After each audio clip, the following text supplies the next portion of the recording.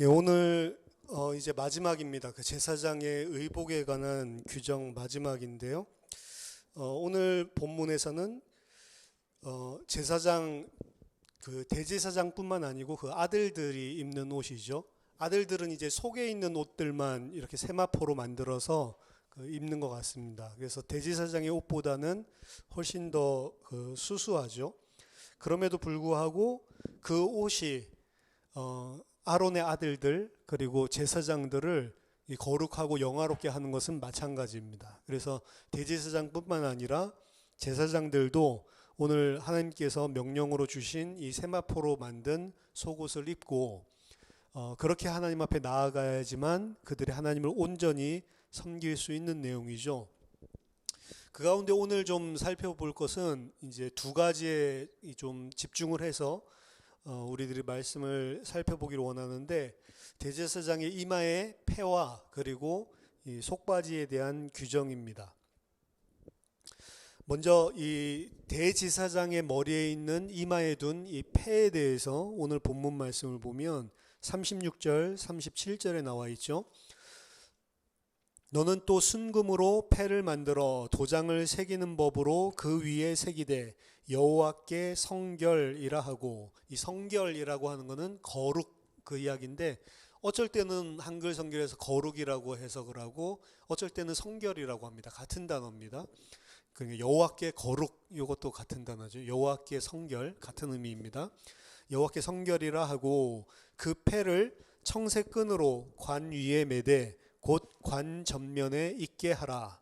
그래서 이 이마에 있는 관 위에다가 이 황금으로 만든 이 패를 달라는 거죠. 그리고 거기에는 도장 새기는 법으로 또 영원히 그곳에 새겨져 있도록 여호와께 성결이라고 글을 써라라고 이야기를 합니다.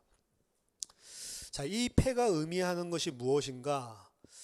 크게 두 가지로 좀 생각을 해볼 수 있는데, 첫째로 아론이 여호와 앞에 거룩할 수 있는 근거가 무엇인지를 다시 한번 상기시켜 주는 게 이 패의 역할입니다.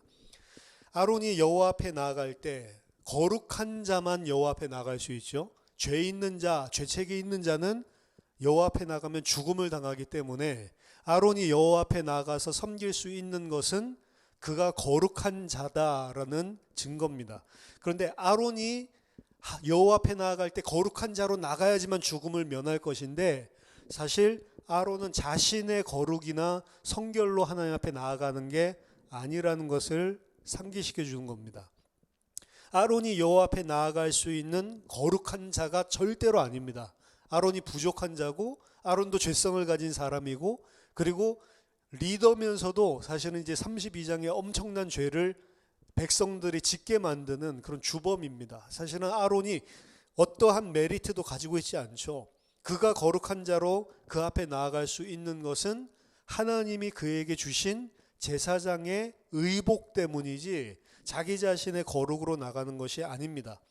이것은 아론뿐만이 아니고 오늘 아론의 아들들 제사장들이죠. 대제사장뿐만 아니고 제사장들, 그러니까 아론에 대한 규정은 대제사장 규정이고, 그리고 그 아들들에 대한 규정은 제사장들에 대한 규정인데, 아론뿐만 아니라 아론의 아들들, 제사장들의 역할을 감당하는 그 아들들도 마찬가지입니다. 40절에 너는 아론의 아들들을 위하여 속옷을 만들며 그들을 위하여 띠를 만들며 그들을 위하여 관을 만들어 영화롭고 아름답게 하라. 그래서 이 아론의 아들들도 마찬가지로 이 성소에서 여호와를 섬기는 것은 그들을 영화롭고 아름답게 만들어주는 의복 때문에, 그렇죠? 그들이 영화롭고 아름다운 게 아니고 그 의복을 만들어서 그들로 입게 하여서 그들로 영화롭고 아름답게 하라라고 이야기를 하는 거기 때문에 여호와 앞에 나아가는 아론과 그리고 그 아들들, 대제사장과 제사장들, 또한 우리들도 만인 제사장이라고 그러죠. 모든 신약의 교회들, 성도들 전부 다 여호와 앞에 나아갈 수 있는 근거는 우리 모습으로 나가는 것이 아니고 여호와께서 우리에게 주신 그 제사장의 옷을 입었을 때에만, 우리로 치면 그리스도의 옷을 입었을 때에만 우리가 여호와 앞에 나아갈 수 있는 것입니다. 안 그러면 반드시 우리는 심판을 받게 돼 있는 죄인이란 말이죠. 그래서 그리스도로 옷 입고 나아가는 것, 그게 여호와께 거룩이, 여호와께 성결. 여호와 앞에 성결한 것은 그들 자신의 거룩이 아니고 여호와께 성결한 것은 그리스도의 옷으로만 우리가 여호와 앞에 거룩할 수가 있는 것입니다. 그 옷을 입고 나가야지만 살 수 있다. 우리가 지금까지 살펴본 내용이죠. 그래서 이 펜은 그것을 다시 한번 상기시켜주는 역할을 하는 것이고, 두 번째는 아론의 이마에 있는 이 패의 구체적인 역할에 대해서 오늘 본문이 좀 구체적으로 밝혀주고 있습니다. 28장 38절을 보면 이 패를 아론의 이마에 두어 그가 이스라엘 자손이 거룩하게 드리는 성물과 관련된 죄책을 담당하게 하라. 그 패가 아론의 이마에 있으므로 그 성물을 여호와께서 받으시게 되리라. 자, 아론의 이마에 이 패를 둔 이유는 그가 이스라엘 자손이 거룩하게 드리는 성물과 관련된 죄책을 담당하게 하기 위해서입니다. 그러니까 아론이 이 패가 있는 이유가 오늘 분명히 이스라엘 자손이 드리는 성물과 관련된 죄책을 담당하게 하기 위해서. 그래서 아론의 이 패가 있다라고 하는 것은 사실은 아론의 입장에서는 백성들 입장에서는 좋은 거고요. 아론의 입장에서는 끔찍한 것입니다. 왜냐하면 백성들 입장에서는 성물을 가지고 온다라고 하는데 하나님 앞에 나아갈 때 뭐 소나 염소나 양이나 뭐 이런 제사를 드리죠. 피제사를 드리고 그로 말미암아서 자기들이 가지고 있는 모든 죄책이 하나님 앞에 용서받았을 때에 그때 이제 하나님과의 관계가 회복되고 하나님의 백성으로 하나님을 섬길 수 있게 되는 것인데, 오늘 이 패가 무슨 역할을 하냐면 백성들이 가지고 오는 죄책과 관련된 성물과 관련된 죄책을 누구에게도요? 아론에게 두게 하는 역할을 한대요. 그러니까 백성들은 감사한 거죠. 왜? 자기들이 이제 죄책이 없어지니까. 근데 아론의 입장에서 본다면 백성들이 성물과 함께 가지고 온 죄책이 누구에게 다 돌려져요? 아론 자신에게 돌려지는 거라고요. 대제사장에게 돌려지는 것입니다. 이 죄책과 관련해서는 사실은 우리들이 늘 이제 구약 성경을 통해서 알듯이 내가 죽어야 하는데 어린 양이 대신해서 죽고, 내가 대신해서 죽어야 되는데 내가 가져온 제물이 대신해서 죽음으로 내 죄가 속하여진다라는 개념을 가지고 있죠. 그래서 그 양의 피, 그 피제사가 없이는, 희생제사가 없이는 우리는 절대로 구원받을 수 없다. 이렇게 우리들이 이야기를 하는데, 실제로 여러분 생각해 보십시오. 하나님이 어린 양 가지고 와서 희생제사를 드려야지 너희 죄책이 용서된다라고 말씀하시는 게, 실제로 어린 양과 그 염소의 피가 우리의 죄를 속할 수 있는 능력이 있습니까?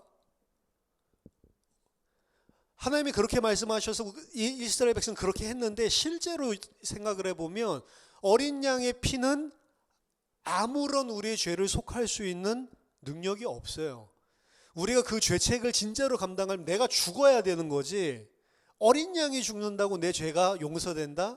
그럼 미신적인 개념이 아니라는 거죠. 그 히브리서 기자가 이야기를 하고 있죠. 히브리서 10장 1절에서 4절 보면, 율법은 장차 올 좋은 일의 그림자일 뿐이요 참 형상이 아니므로 해마다 늘 드리는 같은 제사로는 나오는 자들을 언제나 온전하게 할 수 없느니라. 그렇지 아니하면 섬기는 자들이 단번에 정결하게 되어 다시 죄를 깨닫는 일이 없으리니, 어찌 제사 드리는 일이 그치지 아니하였으리요. 그러나 이 제사들에는 해마다 죄를 기억하게 하는 것이 있나니, 이는 황소와 염소의 피가 능히 죄를 없이 하지 못함이니라.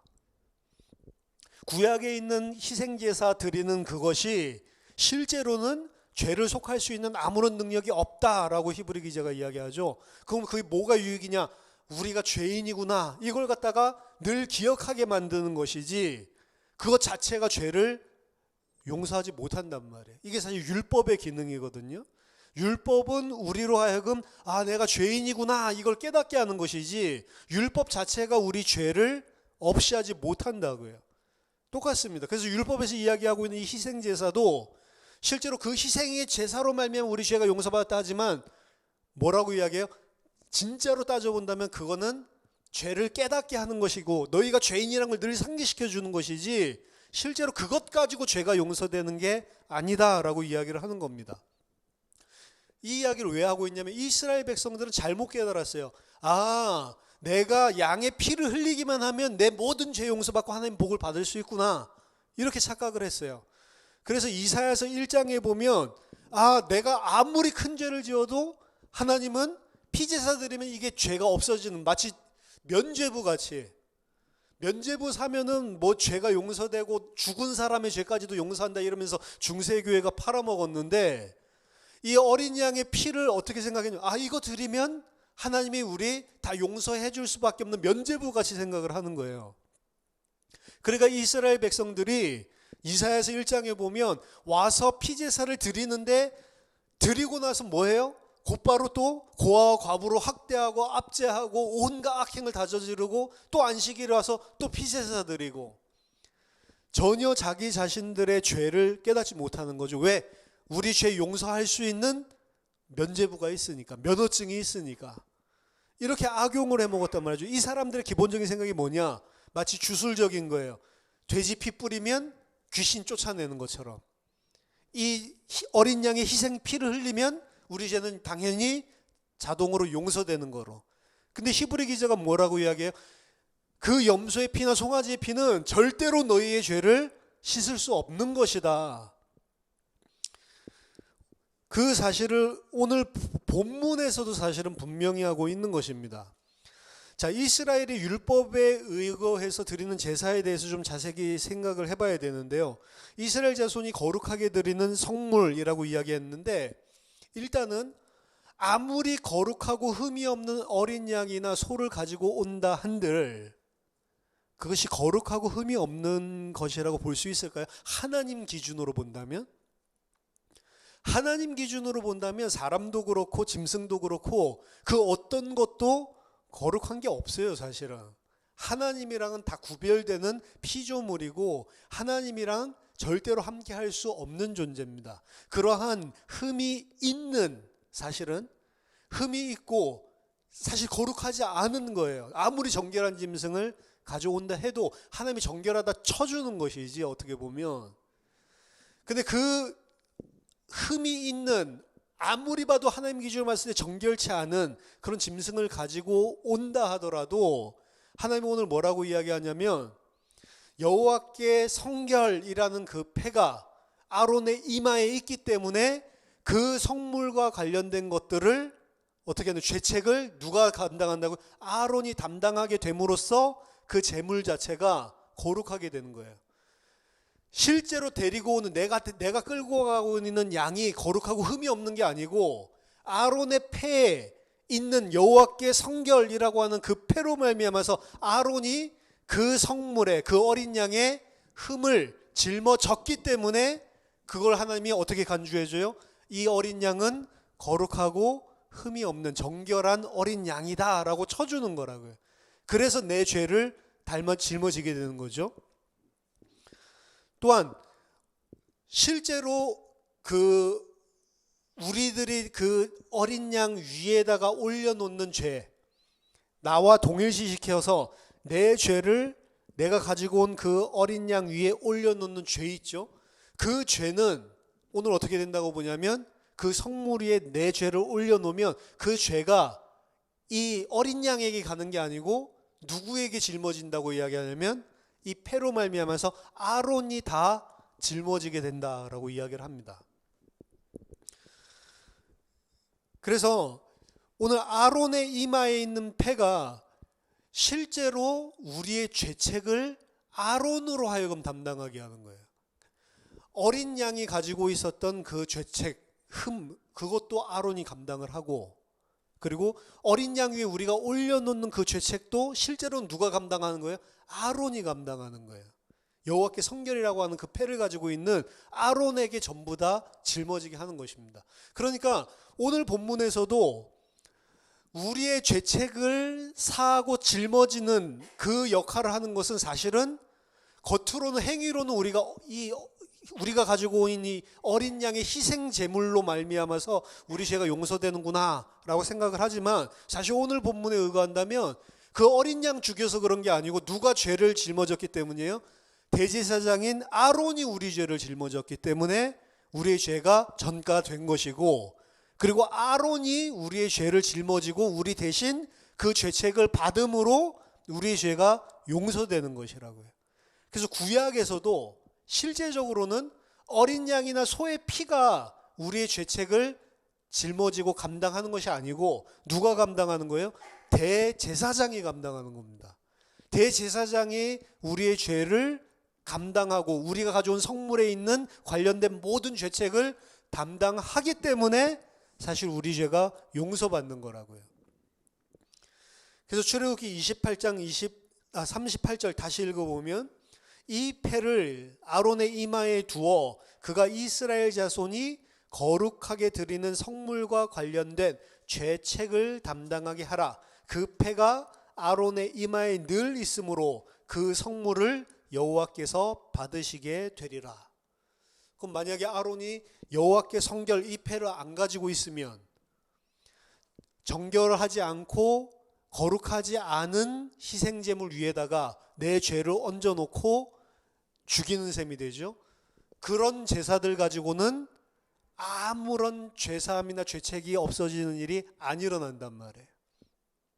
우리가 죄사함을 받는 이유는 상징적으로 우리는 그림자로서 율법으로 어린 양을 데리고 와서 피를 흘리지만 실제 우리가 죄책을 없애야 하고 우리 죄책이 감당되어지는 사람은 이 짐승이 아니고 대제사장 아론이에요. 그거를 확정지어 주는 게, 그렇게 만들어 주는 게 아론의 머리에 이마에 있는 패란 말이에요. 여호와께 성결이라고 하는 패.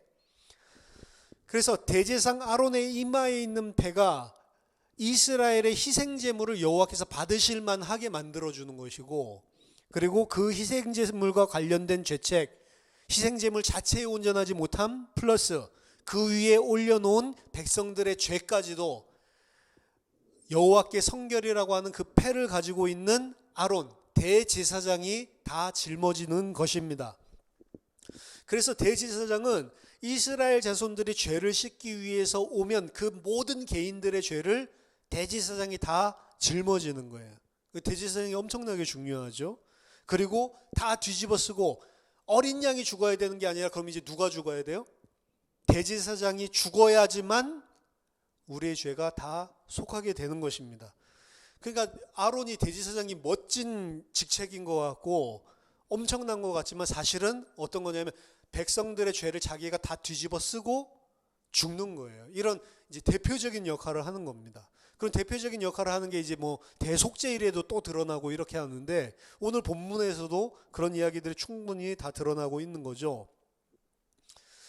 그래서 참 대제사장이신 예수 그리스도가 우리의 죄를 감당하는 것이지, 히브리서 기자는 이 염소나 소가 우리의 죄책을 감당하는 게 아니다. 그걸로는 죄를 속하게 하는 능력이 아무것도 없다. 참 대제사장인 예수 그리스도가 우리의 죄책을 담당하는 거다. 오늘 그 이야기를 하고 있는 거란 말이죠. 한 가지 구약에 있어서의 문제점은 예수 그리스도는 대제사장으로서 우리의 죄를 담당하고 죽었죠. 근데 아론은 죽었습니까? 안 죽었습니까? 뭐 늙어서 죽었지? 죄책을 감당하기 위해서 죽지는 않았잖아요. 그렇죠? 아론을 포함해서 대제사장들이 그럼 이스라엘 백성이 올 때마다 그들 대신 그 양이 죽는 건 아무 소용이 없다니까요. 누가 죽어야 돼? 대제사장, 그들의 죄를 실제적으로 짊어진 대제사장이 죽어야 되는데 구약의 대제사장들은 아무도 안 죽었어요, 사실은. 그들이 죽어야 우리 죄책이 없어질 거 아닙니까? 근데 그렇게 죽은 자가 아무도 없다는 거죠. 어떻게 해서 아론과 대제사장들이 안 죽을 수 있었는가? 그게 이제 오늘 본문에 나오는 겁니다. 출애굽기 28장 39절에서 43절까지 너는 가는 배실로 반포 속옷을 짜고 가는 배실로 관을 만들고 띠를 수놓아 만들지니라. 이게 아들들 제사장들의 옷이죠. 너는 아론의 아들들을 위하여 속옷을 만들며 그들을 위하여 띠를 만들며 그들을 위하여 관을 만들어 영화롭고 아름답게 하되 너는 그것들로 네 형 아론과 그와 함께한 그의 아들들에게 입히고 그들에게 기름을 부어 위임하고 거룩하게 하여 그들이 제사장 직분을 내게 행하게 할지며 또 그들을 위하여 배로 속바지를 만들어 허리에서부터 두 넓적다리까지 이르게 하여 하체를 가리게 하라. 아론과 그의 아들들이 회막에 들어갈 때나 제단에 가까이 하여 거룩한 곳에서 섬길 때에 그것들을 입어야 죄를 짊어진 채 죽지 아니하리니 그와 그의 후손이 영원히 지킬 규례니라. 자, 또 그들을 위하여 아론과 그 아들들을 위해서 대제사장과 제사장들을 위해서 이 두 가지 이야기죠. 아들들을 위한 제사장의 옷, 베옷으로 만들었는데요. 제사장의 옷, 세마포로 만든 옷과 대제사장과 또 제사장들을 위해서 특별히 오늘 마지막에 속바지를 만들어라. 팬티예요, 팬티. 속바지를 만들어서 그 하체를 가리게 하라. 그렇게 이야기를 하죠. 그러면서 그 하체를 가리고 속바지를 입어야지만 그들이 죽지 않는다라고 이야기를 하죠. 자, 먼저 첫 번째로는 이 속바지에 대한 부분들을 생각해 보면 당시에 고대 그 근동 지방에 있었던 이교도들은 사실은 그 자기 이방 신들에게 제사를 드릴 때 뭐 속바지를 입는 그게 아니고 정도가 아니고 속바지를 안 입고 벌거벗은 채로 사실은 제사를 드렸습니다. 제사장들이나 또 제사장들 중에 이제 여자들, 남자들이 있는데 이 제사장들이 다 무슨 역할을 하냐면 창기 역할을 하는 거예요, 사실은. 그래서 고대 근동 지방에서는 제사를 드리는 게 상당히 성적인 음란과 완전히 붙어 있었습니다. 제사를 드리면 제사 드리고 예배 드리고 우리 이스라엘처럼 그냥 돌아오고 이게 아니고 제사 드리고 난 다음에 거기 있는 여자 제사장이나 사제나 아니면 남자 제사장이랑 같이 성적 관계를 하는 거예요. 그 성적 관계를 하는 이유는 이들이 생각하는 신들은 성경에서 이야기하는 참신이 아니라 인간이 만들어낸 신이기 때문에 그들은 어떻게 생각했냐면 비가 오면은 새싹이 솟아나고 비가 오면은 이 곡식이 잘 자라고 열매가 맺히고 이렇게 보니까 아, 비가 굉장히 중요하구나 이렇게 생각했는데 저 비가 뭔데 위에서 떨어질까?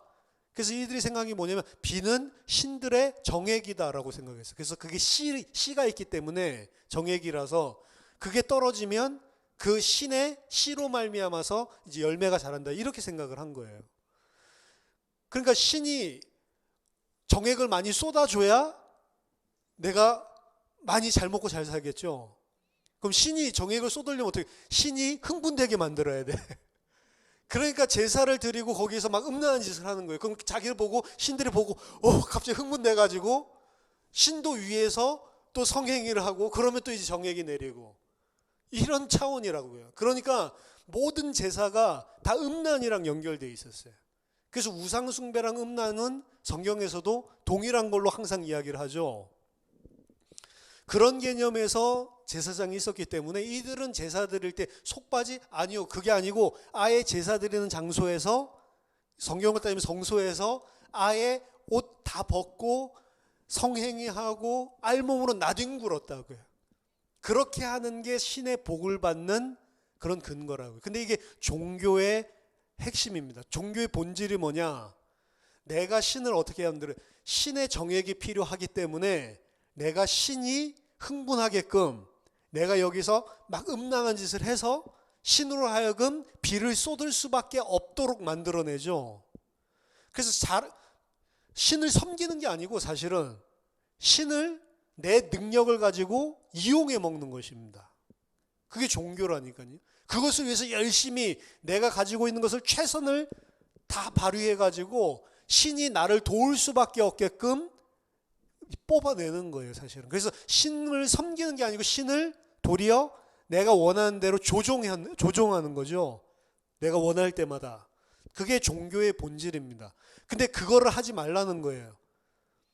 그래서 하체를 가르다라고 하는 거는 사실은 고대 이 근동지방에 있었던 타 종교에 보면은 사실은 그것이 그 하체가 자기 자신들의 생육과 번식뿐만이 아니고 신들까지도 내가 매니플레이트 할 수 있는, 조정할 수 있는 그런 생식 기관이란 말이에요.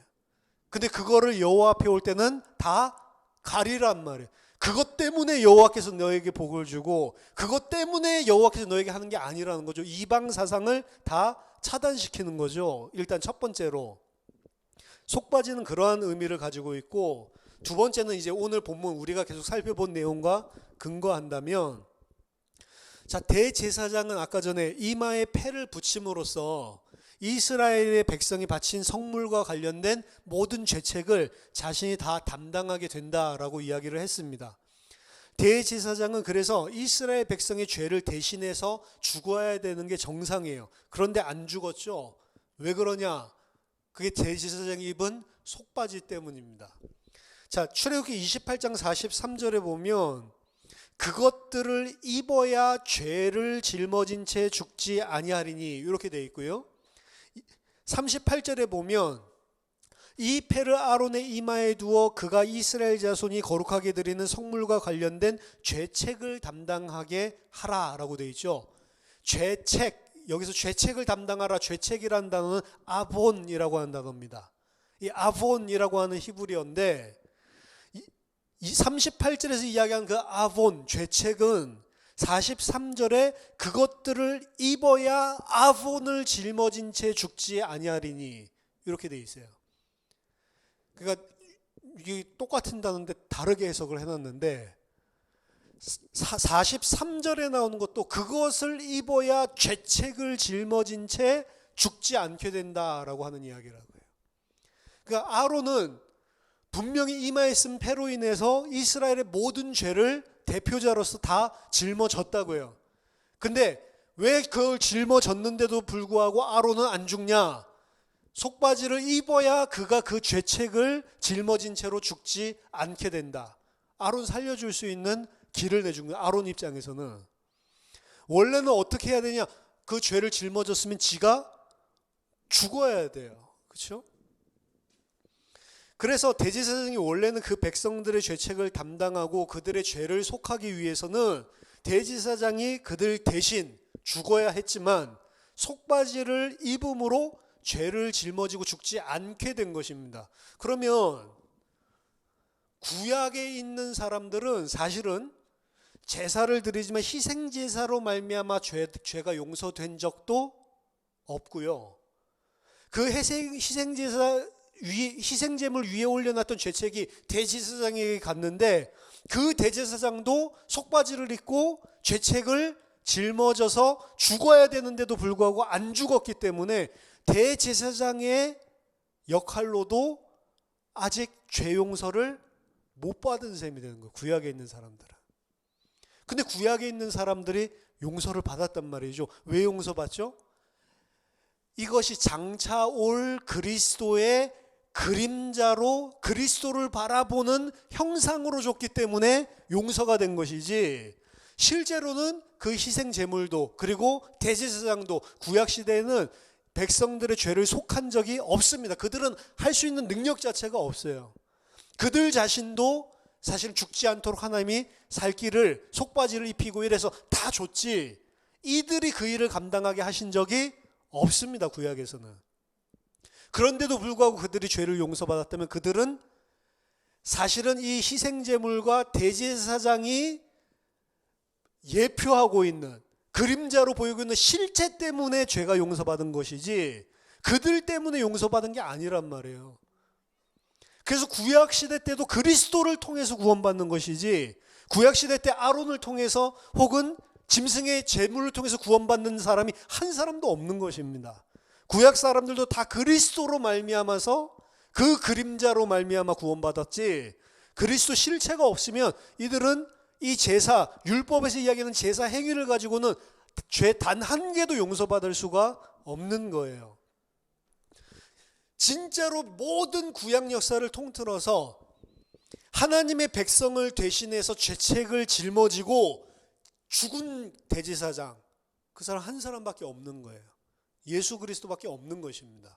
그래서 히브리서에서 그를 참 대제사장이라고, 대제사장이 아니고 그야말로 참 대제사장이다. 진짜 대제사장이다. 왜? 진짜 대제사장은 뭐 하는 거예요? 이스라엘의 하나님의 백성의 모든 죄를 대신 담당하고 자신이 죽어야지만 진짜 대제사장인 거죠. 그래야지만 죄가 속해진다고. 그래서 예수 그리스도께서는 참 대제사장으로 우리의 죄책을 대신 짊어지고 십자가에서 죽으신 겁니다. 그리고 그 십자가에서 죽으실 때 예수님은 어떤 모습이었죠? 나체란 말이에요. 나체. 요즘에 뭐 영화 같은 데나 뭐 성화 같은 데 보면 다 팬티 입고 있죠. 고적을 입고 있는데 그건 구약의 대제사장들이 입었던 거죠. 왜? 자기 안 죽기 위해서. 예수님 실제로 죽을 때는 고적대게 하나도 걸치지 못하고 완전히 빨가 벗겨져서 죽었다고요. 그죠? 대제사장이 자기가 살기 위해서 입는 게 속바지였다고요. 근데 예수님은 그 속바지까지 다 벗고 벌거벗고 나체가 된 채로 십자가에 달려서 실제로 우리를 대신해서 죽으셨다라고 이야기를 하는 겁니다. 그러니까 이게 굉장히 놀랍죠?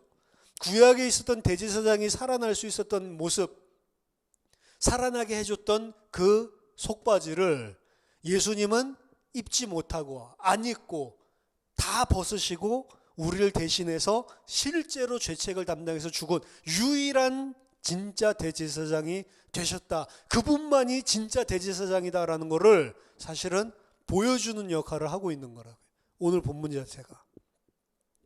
벌거벗은 아담을 입히시기 위해서 예수 그리스도께서 대신해서 벌거벗으시고 대신해서 수치당하시고 대신해서 그의 죄책을 담당하시고 벌거벗은 아담이라고 하는 뜻은 사람이라고 했죠.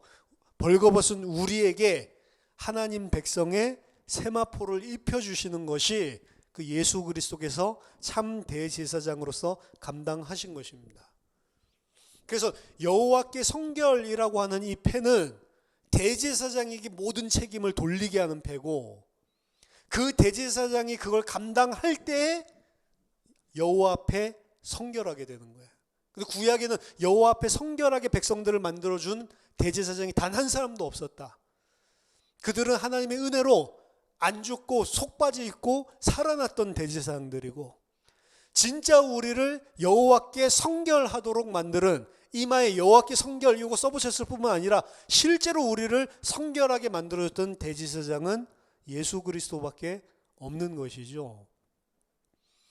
그래서 요한계시록 보면 하나님의 백성의 이마에다가 이름을 써놓는데 우리 이름을 써놓는 게 아니고 누구의 이름을 써나요? 아버지와 어린 양의 이름을 써놨다라고 이야기를 하는 것입니다. 계시록 14장 1절에 보면 또 내가 보니 보라 어린 양이 시온산에 섰고 그와 함께 14만 4천이 서 있는데 그들의 이마에는 어린 양의 이름과 그 아버지의 이름을 쓴 것이 있더라. 자, 어린 양의 이름과 그 아버지의 이름을 쓴 게 있대요. 그러니까 어린 양과 그 아버지는 아무런 죄책이 없죠. 원래 이마에 쓴 이름이 있으면 그 죄책을 담당하고 죽는 역할인데 이마에 쓴 이름 우리 자신의 죄책을 담당하게 됐었던 것인데 하나님의 백성들 계시록에 나오는 이 자들은 이마에 예수 그리스도 이름이 써 있죠. 여호와께 성결 이게 안 써 있고 예수 그리스도와 그리고 하나님의 이름이 써 있다라고 이야기를 하죠. 이들은 짊어질 죄책이 하나도 없는 자들이에요. 이들이 하나님 앞에 나올 때 하나님께서 그들을 어떻게 받아? 어린 양으로 예수 그리스도로 받아준다. 그래서 우리들이 하나님 앞에 나아가게 만드는 것도 이마의 표예요. 그래서 계시록에도 보면 나오고 에스겔에서도 보면 나오는데 하나님이 심판을 하실 때 이마에다가 표를 갖다 쓰게 한다고요. 그 에스겔서에서는 이마에 표를 만드는데 그게 타우, 마지막 완성이라는 이름이거든요. 이마에다가 완성 이렇게 써놓는 거예요. 완성이라고 써진 사람들은 건드리지 않고 심판을 넘어갔다고. 이마에 완성, 예수 그리스도의 이름이 써 있는 사람들은 넘어가는 거라고요. 그렇죠? 우리 자신의 모습으로 사는 게 아니고 우리 대신 모든 죄를 담당하신 그분의 이름이 써 있는 자들에게, 그 사람들에게 하나님의 백성이 되는 복을 주신 것입니다. 계시록 22장 3절 4절에도 다시 저주가 없으며 하나님과 그 어린 양의 보좌가 그 가운데 있으리니 그의 종들이 그를 섬기며 그의 얼굴을 볼 터이요 그의 이름도 그들의 이마에 있으리라. 자, 오늘 대제사장이 여호와께 성결, 이거는 멋있으라고 한 게 아닙니다. 요즘 교황 그 꽃갈 모자 있죠? 거기에 뭐라고 써 있어요? 나는 하나님이다 라고 써 있어요. 근데 그걸 너무 고깝게 볼 필요는 없습니다.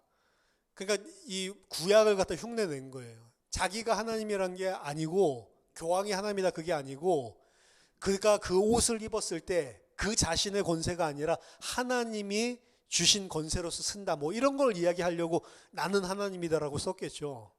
뭐 아니면 진짜 이단인데 지가 하나님이라고 하면 그런 의미로 그냥 유치하게 쓰지는 않았겠죠.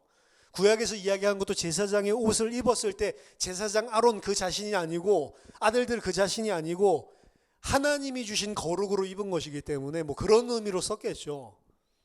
좌우지간 이마에다가 나는 하나님이다라고 썼거든요. 여호와께 성결 이거 안 쓰고. 원래는 그 자리에 쓴 사람이 뭐 해야 돼요? 사실은 죄책 담당하고 죽어야 되는 거예요. 백성들을 위해서. 그렇죠? 그냥 아무나 할 수 있는 게 아니라고요. 대제사장 옷 입는다고 되는 게 아니고 그는 백성들을 살리기 위해서는 죽어야 되는 거예요. 근데 죽은 대제사장이 아무도 없습니다. 근데 그 속바지를 벗으시고 벌거벗은 채로 우리를 위해서 죽은 대제사장이 한 분 계시다. 그분의 피로만 우리의 죄를 속할 수 있는데 그분의 피는 우리의 죄를 어떻게 속한다고 히브리 기자는 이야기했냐? 단번에 영원히 완전히 끝낸다라고 이야기를 합니다.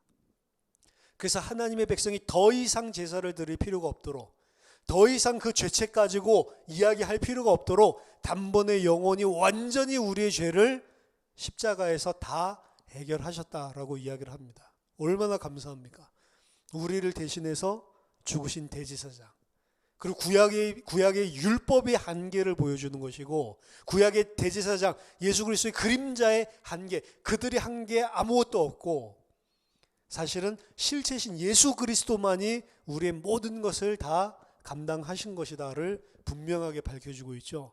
근데 이스라엘 백성이 이 제사 시스템만 그대로 내가 열심히 하면 나는 여호와 앞에 죄가 없이 거룩한 자구나 이렇게 착각을 했단 말이에요. 그런 제사 드리지 말라는 거죠. 하나님이 진짜 주신 진리도 모르고 그냥 피 뿌리면 죄 용서되는구나 이런 식으로. 그렇죠? 예수 믿으면 천국 가는구나. 요즘에 가장 오해되고 있는 거 영접 기도하면 구원받는구나. 아니에요. 영접 기도한 거지 구원받은 건 아닙니다. 모든 영접 기도한 사람이 구원하면 받은 사람이 있겠죠. 근데 받은 사람 전 굉장히 적다라고 봅니다. 왜? 이미 복음을 들을 때 잘못 들었어요. 영접 기도하면 구원받는다. 영접 기도하면 구원 안 받는다니까요. 예수 그리스도를 어떻게 이용해 먹는 거냐면 아까 전에 말했던 것처럼 면죄부 팔듯이 이제 피제사 드렸으니까 나 이제 구원받았지. 이런 식으로 이용해 먹는 거라. 그게 아니고 진짜 예수를 믿는 자는 어떻게 내 죄책을 예수 그리스도께서 십자가에서 뻘겋고 죽으시면서 감당하셨는지 거기에 대한 정말로 죄송함과 거기에 대한 정말로 감리함과 거기에 대해서 정말 말할 수 없는 거기에 대한 감사 감격으로 예수님을 믿는 거지. 그냥 영접기도 하는 게 예수 믿는 게 아니에요. 그러니까 영접기도 하고 난 다음에 그 교회에 꼭 가야 돼요? 이런 거 물어보죠. 진짜 예수 믿으면 교회 꼭 가야 돼요? 안 가도 이 구원 안 없어지지? 이런 거 안 물어보겠죠. 그런 생각을 한다는 것 자체가 구원 안 받은 사람이잖아요. 오늘 대제사장의 옷 마무리하면서 다시 한번 우리의 죄를 어떻게 예수 그리스도께서 감당하셨는지를 보여주고 있습니다. 제사장의 옷, 저는 뭐 요거 처음에 28장 한 번에 다 하려고 하다가 계속 읽다가 너무 내용이 많아가지고 이거 하나하나 다 잘라서 해야 되겠다라고 했는데 하면서 굉장히 은혜를 많이 받았는데요. 모든 제사장이 입고 있는 옷들 자체가 사실은 제사장이 아니고 하나님의 은혜, 하나님의 그리스도로 말미암아서 우리에게 베푸신 구원이 무엇인지를 정확하게 설명하고 있고, 심지어 오늘 마지막 부분에서는 율법과 그리고 하나님의 그림자로 주신 이 구약에 있었던 시대의 모든 시스템들, 모든 직분들의 한계, 그들마저도 하나님이 사실은 죽지 않고 살 수 있게끔 어떻게 보면 예방책을 주셨고, 그들은 살려주셨지만, 살 길을 줬지만 속바지도 지어 입히면서 자기의 아들은 백성들의 죄를 속하기 위해서 아무런 보호책도 주시지 않은 채 십자가에 우리를 위해서 죽이셨다는 사실, 그게 하나님이 자기 아들을 아끼지 않고 우리에게 베풀어 주신 하나님의 사랑입니다. 그래서 로마서에서 바울은 이야기하죠. 자기 아들을 아끼지 않고 우리에게 내어주신 이가 자기의 아들과 함께 모든 것을 은사로 주시지 아니하겠느냐. 우린 더 이상 하나님께 바랄 게 없어요. 그 아들을 이렇게 줬으면 됐지. 그 자기의 아들을 이렇게까지 우리에게 내어줬으면 됐지. 다 준 거잖아요. 더 이상 뭘 달라고 우리가 할 수 있겠습니까? 하나님께 뭘 달라고 하는 게 아니라 이미 다 주셨다는 사실을 발견해야 돼요. 예수 그리스도 안에서는 모든 것을 이미 우리에게 다 주셨구나. 어떻게 이런 것들을 주셨는지 감사 감격하면서 정말로 예수 그리스도로 충만한 저와 여러분 되시기를 예수 그리스도 이름으로 축원합니다. 기도하겠습니다. 하나님 아버지, 은혜를 감사드립니다. 우리의 참 대제사장이 되셔서 우리의 모든 죄책을 짊어지시고 속바지를 입지 않으시고 십자가에 달려서 우리의 모든 죄를, 과거 현재 미래 우리의 모든 죄를 다 감당하시고 우리를 여호와 앞에 거룩한 자로 만들어주신 그 그리스도의 은혜에 감사와 찬양과 영광을 돌려드립니다. 그리스도와 함께 우리에게 모든 것을 하나님이 다 주셨음을 알게 하시고 하나님께 늘 감사하며 감격하는 주의 백성들 될 수 있도록 우리에게 그 그리스도의 은혜와 사랑을 날마다 깊이 깨닫고 알 수 있도록 은혜를 허락하여 주시옵소서. 예수 그리스도 이름으로 기도하옵나이다. 아멘.